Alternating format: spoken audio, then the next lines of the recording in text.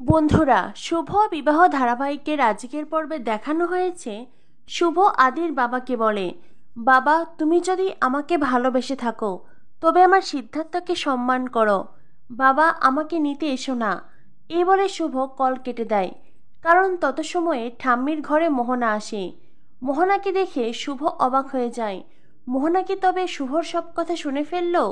কিন্তু না, মোহনা শুভর কোনো কথাই শুনতে পায়নি। তাই তো মোহনা শুভকে বলে, লাকি তুমি এখানে কি করছো? বাড়িতে এত কাজ পড়ে আছে আর তুমি এখানে গল্প করছো? যাও আমার জন্য ফ্রুট স্যালাড বানাও। কথাটা বলতেই শুভ ওখান থেকে চলে যায়। ঠাম্মি মোহনাকে বলে, তুমি এখানে কেন এসেছো? মোহনা জানায় সে দাদুর জন্য হেলথ ড্রিঙ্ক নিয়ে এসেছে। কথাটা শুনেই ঠাম্মি মোহনাকে বলেন, ওদিকে দরজা আছে, এখান থেকে চলে যাও।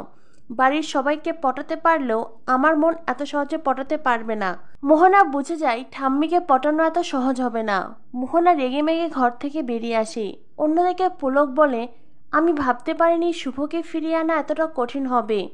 আদি বলে, বাবা আমি তো তোমায় বলেছিলাম, শুভ আমাকে বলে দিয়েছে ও ফিরতে চায় না।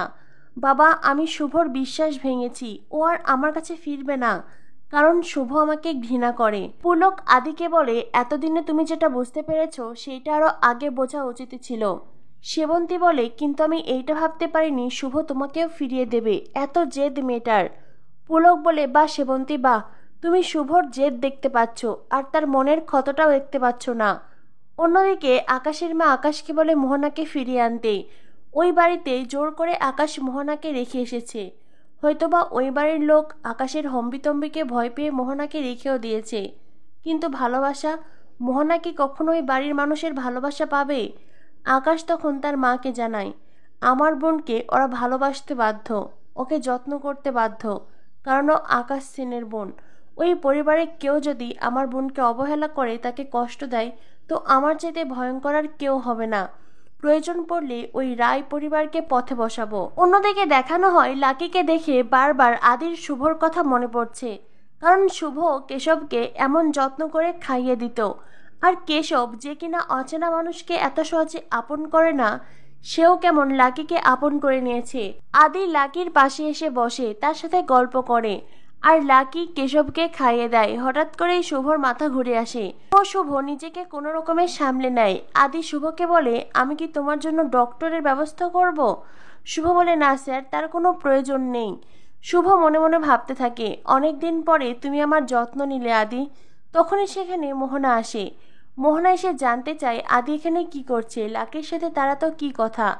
আদি বলে, কিছু নয়, লাকি একটু অসুস্থ বোধ করছে, চলো আমি তোমাকে বাড়িতে পৌঁছে দিয়ে আসি। শুভ বলে, তার কোনো প্রয়োজন নেই।